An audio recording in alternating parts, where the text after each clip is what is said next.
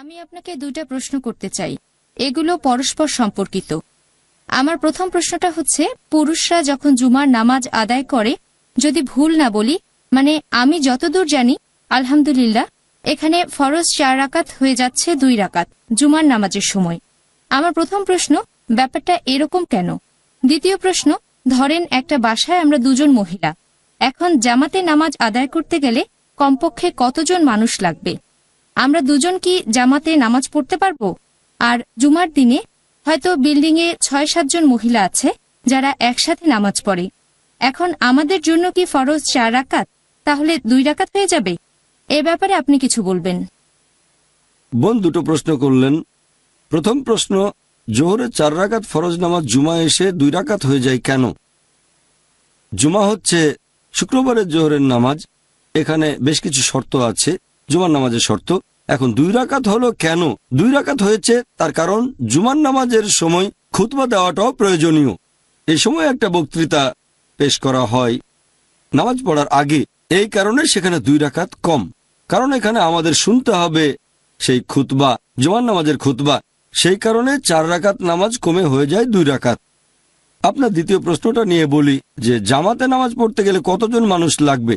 যদি বলেন সাধারণ জামাত, যে কোনো নামাজে কমপক্ষে 2 জন লাগবে। সহিহ বুখারীর একটা হাদিস বলছে 2 জন মিলে জামাতে নামাজ পড়া যায়। তবে জুমার নামাজের ব্যাপারটা আলাদা। জুমার নামাজের ক্ষেত্রে আরো কিছু শর্ত আছে। জুমার নামাজ আদায়ের সময় খুতবা দিতে হবে, তারপর থাকবেন একজন ইমাম। মানুষের সংখ্যা বদলাতে পারে, কেউ বলেন 40, কেউ 50, মতভেদ আছে। আমার জানা মতো এমন কোনো হাদিস নেই যেখানে একেবারে নির্দিষ্ট করে বলা হয়েছে যে কতজন থাকতে হবে। কেউ বলে 2 জন, কেউ বলে 4 জন, অনেকে বলে আরো বড় সংখ্যা। এভাবে ইমাম লাগবে, খুতবা লাগবে। আর একটা কথা, এই খুতবা দেবে একজন পুরুষ। মহিলারা একসাথে জামাতে নামাজ আদায় করতে পারবে, তবে জুমার নামাজ না, অন্য নামাজ। সেখানে উপস্থিত মহিলাদের একজন তাদের মধ্য থেকে ইমাম হতে পারে, নামাজ পড়াতে পারে জামাতে, তবে জুমার নামাজ বাদে। জুমার নামাজের কিছু শর্ত আছে।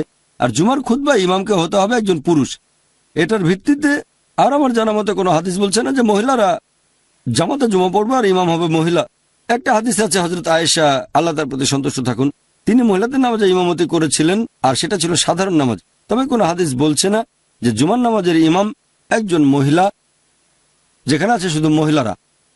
আশা করি উত্তরটা পেয়েছেন। তাহলে 2 জন মহিলা জামাতে নামাজ পড়তে পারে জুমার নামাজ বাদে, তার মানে কমপক্ষে 2 জন মহিলা অন্যান্য নামাজ জামাতে আদায় করতে পারবে।